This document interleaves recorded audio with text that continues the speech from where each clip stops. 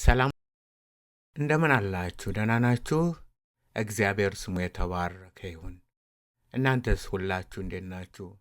እንግዲህ የተለያዩ ፕሮግራሞች እናቀርባለን። ብዙዎቻችሁ ትማራላችሁ። አንዳንዴ ነገሮችን ለመግለጽ አስቸጋሪ ነው። መጽሐፍ ቅዱስ በተለይም ደግሞ ሐሳቡን አብራርቶ የተረዱትን የመጽሐፍ ቅዱስን ክፍል ለሌላው ለማስረዳት በጣም አስቸጋሪ ሆኖ አገኘዋለሁ። ትናንትና እንዲሁ ቲክቶክ ላይ ለማብራራት ሞክሬ ነበር፣ ግን ብዙዎች ሊረዱት አልቻሉም። ለምን መሰላችሁ?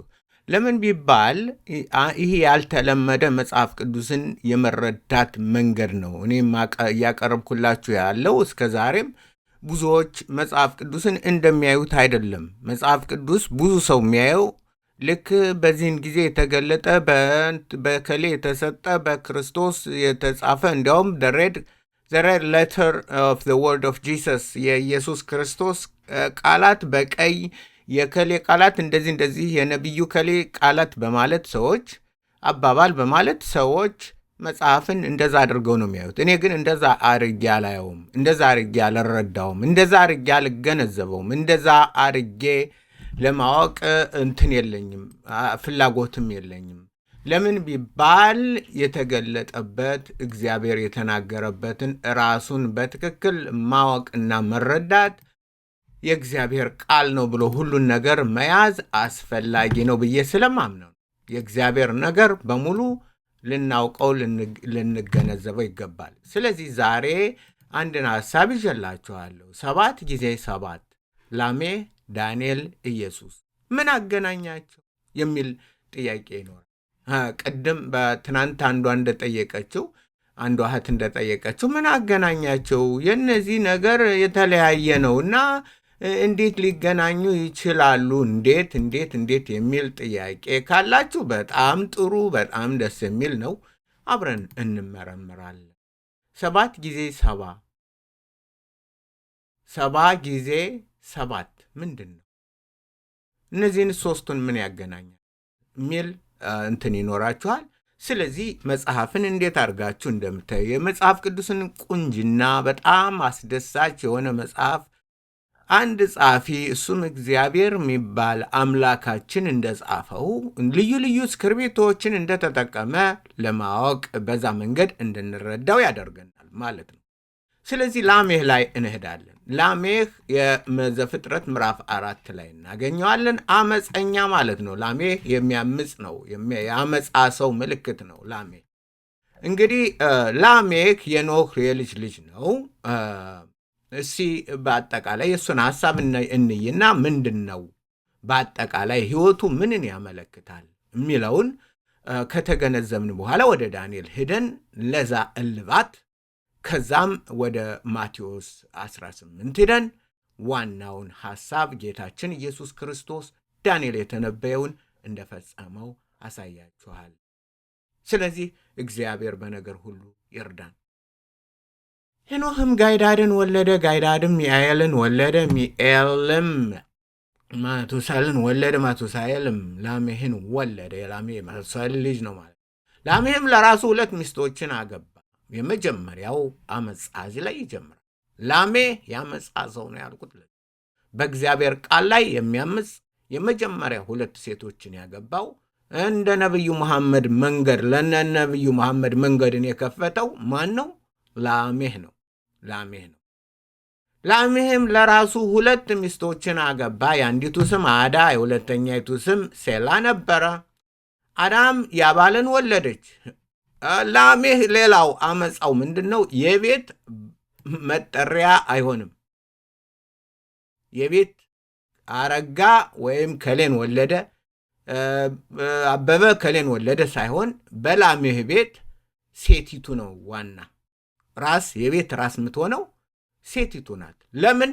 ወንድየው ገደል ስለገባ ስለሌለ፣ በቤት ውስጥ ስለሌለ ወንድየው ሁሉን ነገር አሳልፎ ራስ መሆኑን እግዚአብሔር ወንድ ራስ ነው፣ አንቺም ሐሳብሽ ወደ ባልሽ ይሆናል፣ ባልሽም ገዥሽ ይሆናል ያለውን ይሄ አይቀበለው። ስለዚህ አዳም ያባልን ወለደች። እርሱም በድንኳን የሚቀመጡት ሁሉ የዘላኖች አባት ነበረ። እሱንም ወደፊት እናየዋለን። የወንድሙም ስም ዩባል ነበረ። እርሱም በገናንና የሚይዙ ነበረ። እሺ። ሴላም ደግሞ ከናስና ከብረት የሚቀጠቀጥን ዕቃን የሚሠራውን ቱባል ቃየንን ወለደች። የቱባል ቃየን እህት ናማ ነበረች። ስለዚህ አሁንም ደግሞ ሁለተኛ ሴቲቱ የቤቱ ባላባት ሁና ወለደች ተባለ እንጂ ወለደ አይልም። በሌላ በኩል የጻድቃንን ትውልድ ያየን እንደሆን በዘፍጥረት ምዕራፍ 5 ላይ ይህንን በመጻረር እግዚአብሔር ቅድስና ያለበትን ትውልድ ሲጠራው ሴቷ ወለደች አትባልም፣ ወንድየው ከሌም ከሌን ወለደ ይህን ያህል ዓመት ኖረ፣ ወንዶችን ሴቶችን ወለደ ሞተ። ከሌም ከሌን ወለደ ይህን ያህል ዓመት ኖረ፣ ሴቶችንም ወንዶችንም ወለደ ሞተ። ስለዚህ ይህ ግን እንደዛ አይደለም፣ የተገለበጠ ነው። ለምን ቢባል ላሜ ለቤት ተጠሪነት የበቃ ሰው አይደለም፣ አመፀኛ ነው በስራው ሁሉ። ላሜም ለሚስቶቹ ለአዳና ለሴላ አላቸው፣ እናንተ የላሜ ሚስቶች ቃሌን አድምጡ፣ ስሙ፣ ንግግሬንም አድምጡ። እኔ ጎልማሳውን ለቁስሌ ስላቆሰለኝ፣ በምን እንዳቆሰለው አናውቅም፣ ብላቴናውንም ለመወጋቴ ገድየዋለሁ። ስለዚህ ይህ የመጀመሪያው የሰው ልጆች የትዕቢት መዝሙር ይባላል በዕብራይስጥ። የትዕቢቱ ዘማሪ የመጀመሪያው ግጥም ገጣሚ መዝሙር ሳይሆን ገጣሚ ግጥም ነው። ግጥሙን ገጣሚው ማን ነው? በዕብራይስጥ ስናነበው ግጥም ነው፣ በግጥም መልክ ነው እና የትዕቢት ግጥም ይባላል። the poem of boasting ትዕቢት የሞላበት እንትን ነው። ይሄ ማን ነው? ላሜ ነው። ላሜም ለሚስቶቹ ለአዳና ለሴላ አላቸው፣ እናንተ የላሜ ሚስቶች ቃሌን ስሙ፣ ንግግሬንም አድምጡ። እኔ ጎልማሳውን ለቁስሌ ብላቴናውንም ለመወጋቴ ገድዬ። ስለዚህ በነገር ስላቆሰለኝ፣ በሆነ ነገር ቁስል ስለደረሰብኝ፣ ስለተጎዳው ገድየዋል። ገድይ ኮልባ በጣም ጎበዝ፣ በጣም ጀግና ነኝ ባላችሁ አርበኛ ነኝ፣ አርበኛ ገዳይ ነኝ። ገዳይ ገዳይ ገዳይ ገዳይ ተጋዳይ። ማን ነው ይሄ? የማን ህይወት ነው? የላሜ ህይወት። ቃየንን 7 እጥፍ ይበቀሉት፣ ላሜህን ግን 7 እጥፍ። ቃየንን 7 እጥፍ ይበቀሉታል፣ ላሜህን ግን 77 ይበቀሉታል። ከዚህ በኋላ የቃየን ዘር አይናገርም። እዚህ ላይ ያበቃል። ከዚህ ላይ እንዳውም ምንን ይጀምራል? አዳምም ሚስቱን አወቀ፣ ወንድ ልጅም ወለደች፣ ስሙንም ቃየን በገደለው በአቤል ፈንታ እግዚአብሔር ሌላ ዘር ተክቶልኛል ስትል ሴት አለች። ስለዚህ እዚህ ላይ እግዚአብሔር በቃ አለው፣ አቆመ። የአመፃው ሁሉ መደምደሚያው እዚህ ላይ ያቆመ። ይህ ምንድነው? ኩራት፣ ክፋት፣ አመፀኝነት፣ በእግዚአብሔር ላይ መነሳት፣ የትዕቢቱን በቃ ምንም 77 እጥፍ ምንድነው? ግድያ ነው። ግድያ እምነቴ በዚህ ነው። ተበቀለኝ፣ የፈለገ ይበቀለኝ እንጂ፣ የፈለገ ይግደለኝ እንጂ፣ የፈለገ ይበለኝ እንጂ፣ እኔ በዚህ ጸንቼ የቆምኩኝ 77 እጥፍ በበቀለኝ። በእግዚአብሔር ላይ ነው ጣቱ የሚያነሳ። የእግዚአብሔር በጣም ወደ ሰማይ በቀልን ወደ ሰማይ የሚያወጣው ማን ነው? ማን ነው? ላሜህ ነው። በቀልን በጣም ስንት ምን አለው? ትርጉሙን ጌታ ይነግረናል። ወደ ጌታ ስነድ፣ ወደ ኢየሱስ ስነድ እንላለን። ኢየሱስ ይህንን ሊቀይር ነው የመጣው። ይህንን ሊያጠፋና በዚህ ፈንታ በበቀል በርክሰት ፈንታ ቅድስና፣ በአመፃ ፈንታ መታዘዝን፣ በርክሰት ፈንታ ቅድስናን፣ በበቀል ፈንታ ፍቅርን፣ ርህራሄን፣ ምረትን፣ ቸርነትን ሊያስተምር ነው ጌታ። የሰው እንትኑ ይሄ ነው እንግዲህ ላሜህ የአመፀኛውን ሰው ሁሉ የሚወክል ነው። እንዲያውም እኮ የወለዳቸው ልጆች የዚህን ሁሉ የሚወክሉ አባት ናቸው። ከሌም እንትን በዚህ ውስጥ የሚኖሩ አባት ናቸው። የነዛ ሁሉ ሊመጣ ላለው ሁሉ የመጀመሪያ እንትኖች ወካይ ናቸው። የአመፃ፣ የክፋት፣ የበደል፣ የዘፈን፣ የጦር መሳሪያ ምናምን እንደዚህ በገና እነሱ አባት ነው ይሄ። ስለዚህ ላሜህ ይሄ ነው። ላሜህ ህይወቱ ምንድን ነው? ብቀላን ወደ ሰማይ ማውጣት፣ ደንበር የሌለው በቀል፣ ደንበር ወሰን የሌለው በቀል። ለምንድን? ምክንያቱም ትንሽ ቁስል ስለደረሰች፣ ስለቆሰልኩ። አንድ ሰው ስላቆሰለኝ ካቆሰለኝ እገለዋለሁ። የመጣ ይምጣ፣ ፍርድ ይፈረድ፣ 70,000 ይፈረድ፣ 7,000 ይፈረድ፣ 7 ጊዜ 70 እጥፍ ይፈረድ፣ እኔ በቀል አውጃለሁ ይላል።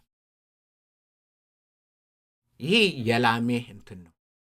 የአዳም መደምደሚያ የኃጢአት የቃየን ማለት የቃየን መደምደሚያ ይሄ ነው። የቃየን ትውልድ እዚህ ላይ ይዘጋል። እዚህ በኋላ ምን ይመጣለታል? ውሃ ይመጣለትና ጠራርጎ ይዞት ይሄ በጠራርጎ። መንፈሱ ግን ዛሬም አለ። ያ መንፈስ የላሜህ መንፈስ ዛሬም አለ። በነ ነብዩ መሐመድ እና በሌሎች በነ ሰለሞንም እንኳን ገብቶባቸው ነበር። 700 ምናምን እንደዚህ ከእግዚአብሔር ቃል ወጥተው እግዚአብሔር የሚተላለፉ እግዚአብሔር ግን ያድናል። ይሄ ግን ለመዳንም ፍቃድም የለም። ስለዚህ ይሄ ማን ነው? ላሜህ ነው። ላሜህ በቀልን ወደ ሰማይ ማውጣት፣ የበቀል በቃ በበቀል እንትን በትንቢት የትቢት እንትን ዘማሪ፣ የትቢት ገጣሚ፣ በነገሩ ሁሉ ትቢት የተሞላ ለቤቱም እንትን ማይል የእግዚአብሔርን ስርዓት በሙሉ የሚቃወም በእግዚአብሔር ስርዓት ላይ የሚነሳ አመፅ። ይህ ነው ማን? ላሜህ። ምንድነው ዓላማው? በቀልን ሰማይ ላይ ማውጣት፣ የሰው ልጆች ሁሉ ለበቀል እንዲነሱ አዋጅን ማወጅ። ኢየሱስ ደግሞ ይህንን ይገለብጠው። እንደሚገለብጠው ማን ይናገራል? ዳንኤል ይናገር። ዳንኤል ላይ እንሄዳለን። አስተማረኝም ተናገረኝም እንዲህም አለ፣ ዳንኤል ሆይ ጥበብና ይሄ ማን ነው? ገብርኤል፣ መልአኩ ገብርኤል ለማን ነው? ለዳንኤል ነው። ጥበብና ማስተዋልን እሰጥህ ዘንድ አሁንም መጥቼ አንተ እጅግ የተወደድክ ነህና በልመናህ መጀመሪያ ላይ ትእዛዝ ወጥቷል።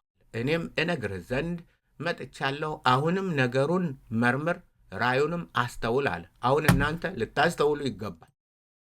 ይሄን ነገር ማሰብ፣ መመርመር፣ ማስተዋል አለብን። ይሄ ምንድን ነው? በቅድስት ከተማ 70 ሱባኤ እንትን ብሏለን ተወስኗል። ስለዚህም 70 ማለት 70 ሱባኤ 70 ሱባኤ ሽባ ምን ይላል? ሽባኤም ሸቪኤም 7 ጊዜ 7 ልክ ዳንኤል የተጠቀመበት ሱባኤ ስላለ ነው። ሱባኤ በሚለው 7 ጊዜ 7 ጊዜ 7 ጊዜ 70 ተወሰነ። ስለዚህ ምንድን ነው ይሄ? ይህንን ሲተረጉሙት ምን ብለውታል? 490 7 ጊዜ 7 ወደፊት እናየዋለን። ስለዚህ እወቅ አስተውልም፣ ኢየሩሳሌም መጠገንና መስራት ትእዛዝ ከሚወጣበት እስከ መጨረሻው እስከ አለቃው እስከ መሲሁ ድረስ 7 ሱባኤና 62 ሱባኤ ይሆናል። እርሷም በጭንቀትና ዘመን በጎዳና ከቅጥር ጋር ትሰራለች። አሁን ተመልከቱ። ዋናውን እንግዲህ እዛ ላይ ገልጬላችኋለሁ። ምንድን ነው የሚያደርገው መሲሁ? መሲሁ ምንድን ሊያደርግ? ተመልከቱት። አመፃን ይጨርስ ዘንድ መሲሁ የሚመጣው ምን ሊያደርግ ነው? ለራሱ። አማርኛው እዚህ ላይ ትልቅ ችግር አለበት። መሲሁ ይገደላል ለራሱ። ምንም አይቀርለትም። እንደዛ አይደለም። መሲሁ ይገደላል፣ ለራሱ ግን አይደለም። አንድ ላሳያችሁና እንትን ይላችኋል። አማርኛው ትርጉም ችግር ስላለበት አሳያችሁ። ያ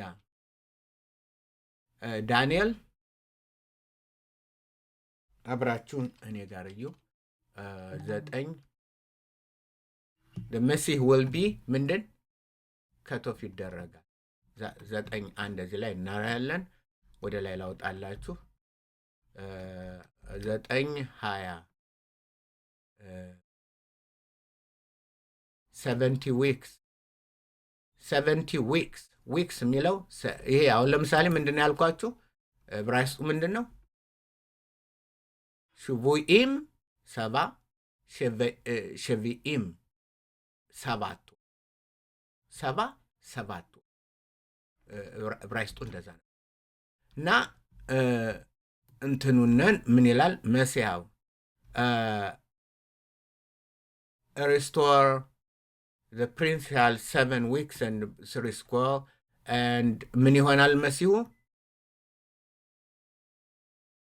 Okay, after 3 square and 2 weeks shall the Messiah be cut off ይገደላል but not for himself ለራሱ ግን አይደለም።